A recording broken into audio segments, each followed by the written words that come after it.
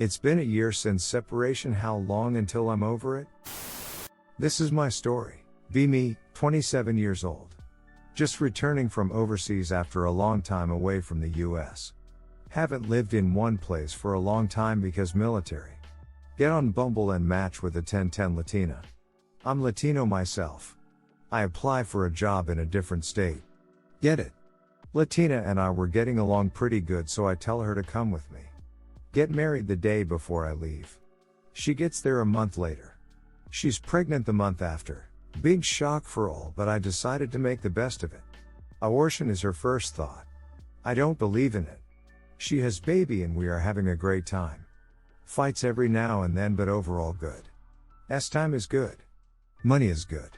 Things are hard because no help. She has baby and wants to go to work ASAP. She wants daycare for a less than a month-old baby. I say no. Wait at least 6 months. She is a worker but has no career. Why put my first baby in daycare when we don't have two? She's not a mother first. She hates the new state because no friends and trapped in house all day. She is able to go to gym during and work after I get back. I'm supportive. Just not of putting my recently born son in daycare.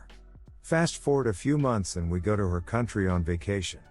All her family is there. She's there for 2 months and I visit in between for 3 weeks. Her family is awesome. They love me.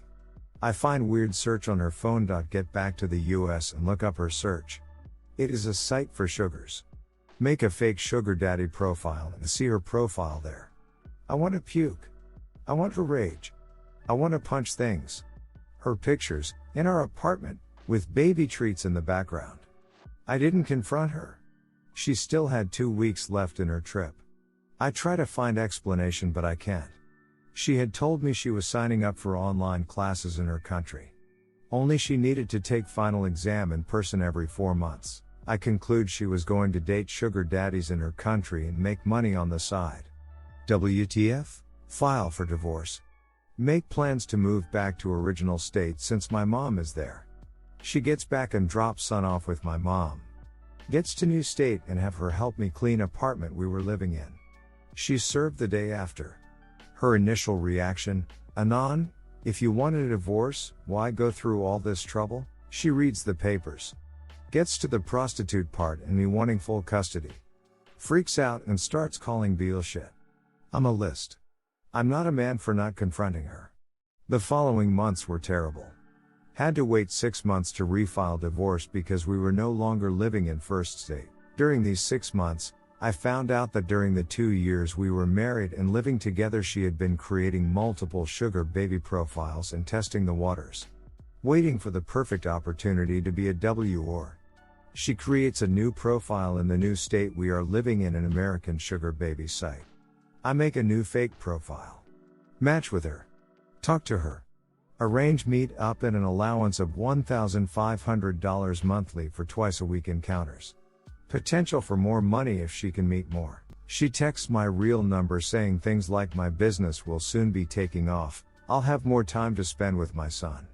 She gets to the place to meet with fake sugar daddy. Snap pictures and not mention it. She then texts my real number, it's a prank, I knew it was you all along. Finally able to file for divorce in new state. She has been begging every other month to get back together. I can't. I finally confront her and show her proof. She claims she doesn't remember making profiles. She claims she was pranking me with new one. She claims she was just curious about what happens on those sites. I'm afraid of divorce. Don't want to lose custody or pay her. I try to keep her calm and we end up ducking during last month of arrangements. We go to therapy. Therapist says she's a strong independent woman, I'm lucky to have her. My gut says she's trash and don't trust her. I'm lonely and want family for my son. I tell her that divorce is happening, but if she wants to try, she needs to be patient. She lasts a week and then tells me that if I don't show her love, she can't do it. That's it. I say okay and try to move on. Divorce is final and a month later, she is at my door. Begging to come back. This is a month after COVID. I say no. She wants to do therapy and make up for what happened. I say no. She's furious she's rejected for the first time in her life. A few weeks after, A random like on my social media. It's an older man and then takes the like off. Do some research. It is the owner of a house she used to visit when I had a private investigator to get proof she was a WR. She used to go to this house late at night. Her current sugar daddy, he's 50 and net worth of a few million. Don't know allowance but whatever. End of story. This is a crazy story and maybe a new one here. There are many details that are left out due to story length, but believe me, these are additional things I found out that would make me seem crazy and paranoid. Irregardless, I've been okay with denying her another chance and staying away from her. However, I keep feeling lonely and hopeless. Right now, I feel women aren't worth my time and I'm not willing to be vulnerable and put myself out there again. But for how long? It's been over a year. Update, giving advice and actually putting it into action. I made my original post a few days ago about how I found my ex in a sugar baby website advertising herself. She used her pictures, information and talked to men about things going on with her life. Her only excuse was I wasn't fully happy and had too much time to myself. Anyways, you can read the story in my previous post. After making that post, I started reading other people's posts and posting advice. Honestly, things I want to be able to do myself when it matters. When the sudden wave of regret, depression and sadness comes crashing on you. That's when applying the things you've learned matters and when you should actually apply the things you do. Today, I had to face my ex-wife because she wanted to see our son. We haven't spent time, 3 of us, since January. It only took 5 minutes of us walking together to go down the rabbit hole and start thinking about what she did, what I could have done to avoid it, how she acted after separation and what happened during the time we were trying to reconcile right before divorce was finalized. I brought up the conversation with her and soon we are talking about the same bullshit and I asked the stupidest thing ever.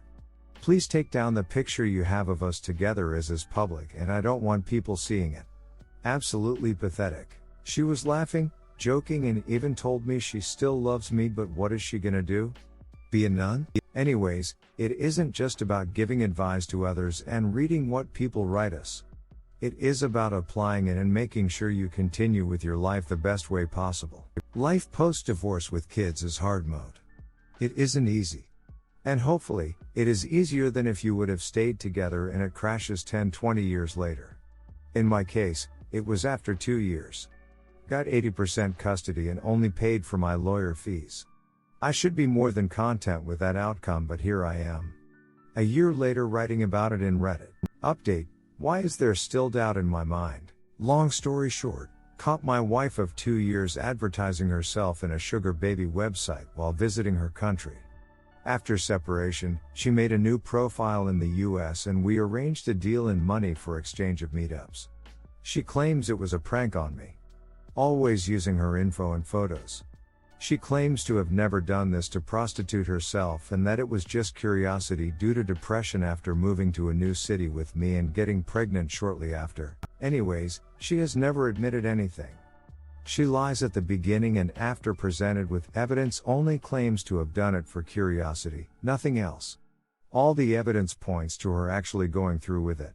However, my brain and her maybe lies do gymnastics on me and make me think that maybe it was just curiosity and boredom and not something to prostitute herself. It's already been a year and during this time I have received messages from a woman saying she slept with her fiancé. We tried reconciliation for maybe a month after 6 months of separation. She didn't like I wasn't being loving and told me she didn't have the patience for me to recover. She has slept with several other men, but that's honestly none of my business. She has however told me she loves and that she would get back. I don't want it. Logic say bye-bye. Brain and loneliness tell me to try. WTF can I do? Update, now. She wants to talk again.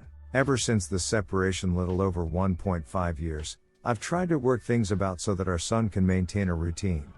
Even with 2 different homes. At least with similar sleep bath schedules, eating breakfast in the morning, etc. multiple times. I was told to just respect the fact that we make different decisions and have different cultures' values. So, about a month ago, I decided to block the ex on absolutely everything I could and only maintain communication via text call for the sole purpose of co-parenting. Actually, The only thing I had left to block was WhatsApp, where I wanted to keep my profile pictures private. Last Sunday, it was her birthday and my weekend with him. She didn't ask to swap weekends or for him to spend the day with her. She texted Saturday at 9 p.m. to see what I had planned with him because she wanted to see him. I texted I would be going to the best in the M. Ignored. I then came back from the beach and texted her I was back.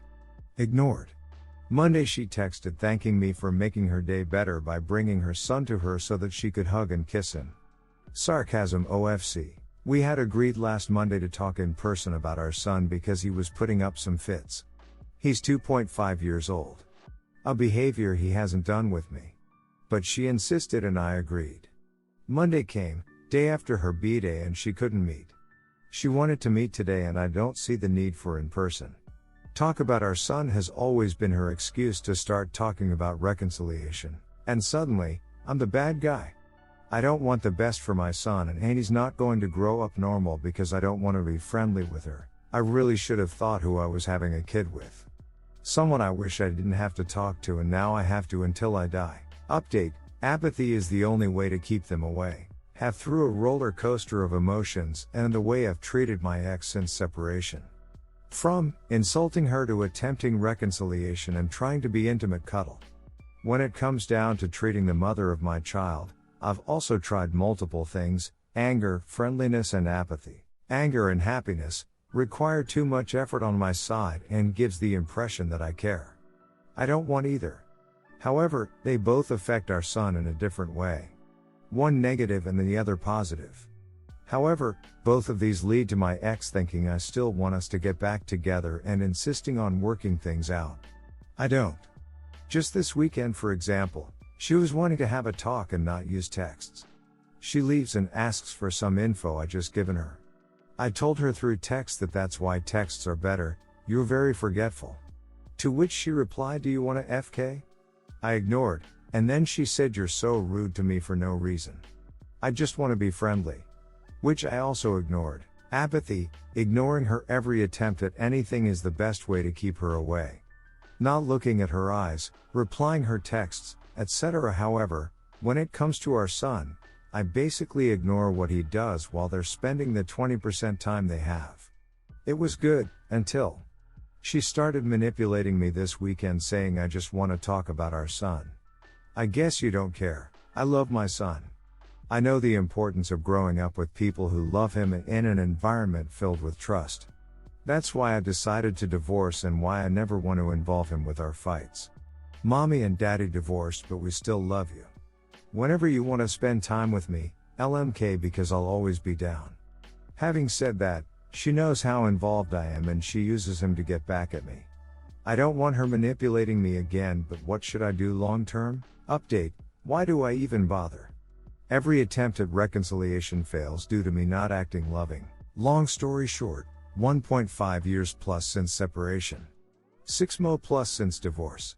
Caught my wife on a sugar baby website. She recently confessed it was because she wanted money but never slept with anyone. We didn't lack anything financially, but she didn't feel trusted or secure due to me not adding her to the bank account. Since separation, she's been doing her own thing. I even caught her on another site with a fake profile and she claims that was to prank me. She says she knew I'd be looking for her, but the profile, pictures and conversations we had, not to say her showing up to the address, didn't seem at all like a prank. Reconciliation 1, divorce was a must for me. I wasn't going to trust half of my life to someone who disappointed me so badly. We attempted to work things out and I told her what I needed from her. Delete her social media and have patience. This wasn't gonna be easy. 14 days in, she sends a picture of us telling me she loves me. I didn't reply. Next morning, she says she can't take it anymore, she doesn't feel loved. Reconciliation 2, after 1, she went to online dating and whatnot. We have a son together and we were arguing more than normal. One day, we decided to sit down to talk about him. One thing led to another and we had time. And then again. And then we talked about maybe getting back. So here I am, a week post talking, and she's done because A, I didn't text or call at all yesterday, B, when she came to my place I didn't look happy to see her. Take it, I had to bathe, cook, feed, clip nails, etc. Our son and I had a really busy day at work. She jokingly asked what I was cooking for us for dinner, to which I said nothing. I was tired and just wanted to relax. So, I don't even know why I'm making this post. I'm not sure if I want to move on without her or not. Life is very lonely right now. I'm in a city where I don't have friends. My mother is nearby, but there's issues with her and she makes life a little more difficult than easier for me. And both, my ex and I, are socially equal in the sense of how many people we know. I've dated some girls, but I'm so bitter and untrustworthy that I don't even enjoy having time unless I'm drunk and stop worrying. My ex messed up, I messed up, and I sometimes think is worth rebuilding. Yet, it is difficult for me to express happiness to see her when I'm so used to being alone now that her company means sort of whatever. Yet, I want her here and for us to be patient. In addition to that, if the things she says is because of her narcissistic personality or because she's pretending to be strong. Things I shouldn't ignore because they are red flags and she's telling me who she is. Things like, I know how great I am, how hardworking, funny and charismatic, I could be with anyone but I chose to be with you, I'm happier now without you than I was with you. While it may sound like a dumb question, there's also the look at actions, not what they say. And her actions is that she's hurt I'm not loving like before, that she wants to get back, that she enjoys time with me. I'm super confused and don't want to make a decision out of necessity and loneliness and further affect the lives of my son, her, our families and especially mine. Thanks for any advice. Update, what now? Behavior post-divorce, she started dating a few weeks after. I confirmed she was sleeping with someone a month or so after divorce. I caught her on a new site she supposedly made to prank me, as she knew I would enter the site to find her. In this fake profile, I agreed with her to meet for money and she did go to the place of meeting. We tried getting back once but she couldn't continue as I didn't say I love you. The anger is now gone and I just want to be friendly, nice to her. I cannot be. I don't feel like dating or meeting other people. Feels absurd to invest time in new people. Sometimes the idea of getting back with the ex is easier as is someone I already know. However, I think she's blind to her narcissism and doesn't see it. Telling me things like people are dying to be with me and here you are, ignoring me. She doesn't even say it in a mean context but rather, that we are both high quality people and should be together. We have a son and want the best for him. I feel bad that my son is spending more time with me than her but she drove me to this. I just wanted to vent a little, I guess. There's no point to this post except that I hope I can meet someone enough for me to be in fantasy land again. Update, a slip-up resulted in an STD. Ex was still trying to get back together. Although she wasn't saying it, she was stopping by more often and chatting a bit. Valentine's Day was her weekend with our child. She mentioned she was busy Sunday and so I needed to stay with our child. I picked him up Sunday morning and was with him all day. I put him to sleep and around 11 p.m. I get a text from the ex. Are you awake? Yes. Can I come by? Are you okay to drive? I'll be there in 30 minutes. She came by. She was drunk and dressed like she was clubbing. We watched a movie and when it was time for bed we got comfortable and had time. She left the next morning without saying much. Thursday of that week, it burned when I peed. I didn't go away after a day or two. Then, I had some weird secretion. Oh God, I'm gonna die moment. Went to the doctor on Monday and labs on Tuesday. Got a shot and some antibiotics. 2 days later, positive for gonorrhea. I called her to let her know. She didn't believe me and denied having time with anyone else. I said I wasn't blaming her, just doing my due diligence of informing her so she can get tested as well. That evening, she came by after doing her research.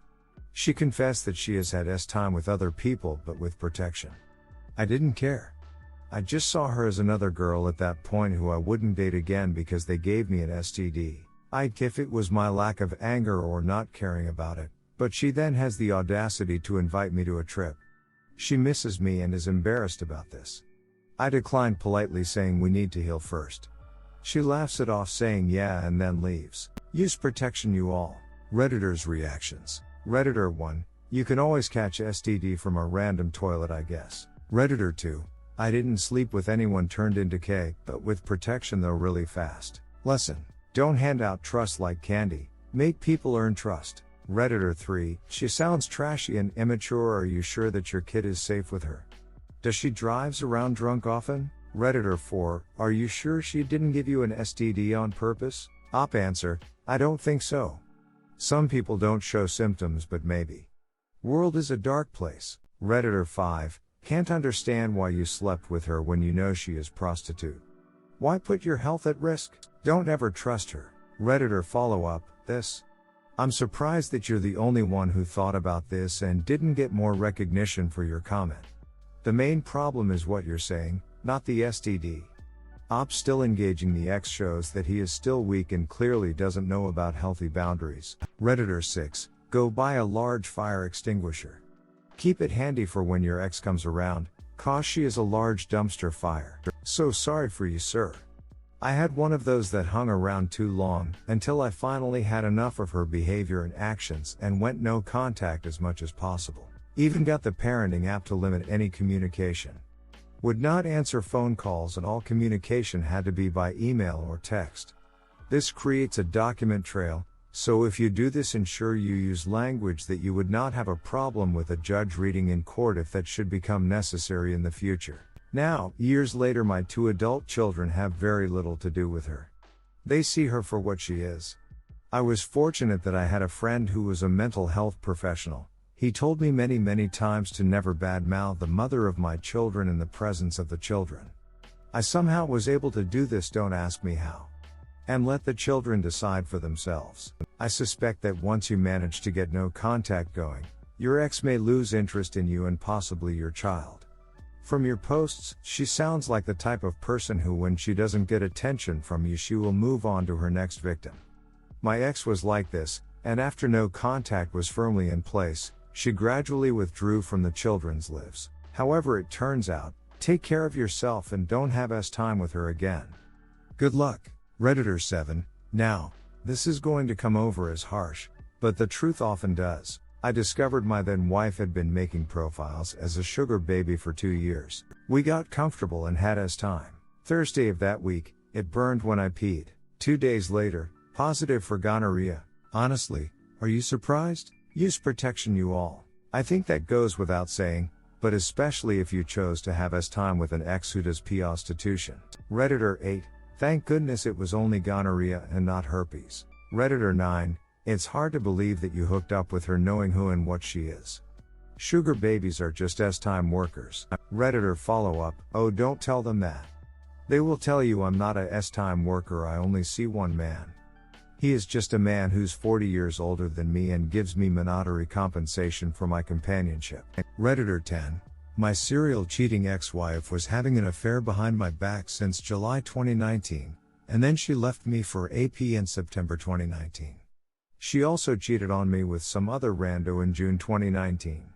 At the time I didn't know she was a serial cheater. She was very careful at hiding how many men she wronged in her past relationships. And we were living in 2 different cities, so I didn't have any clue of what was going on.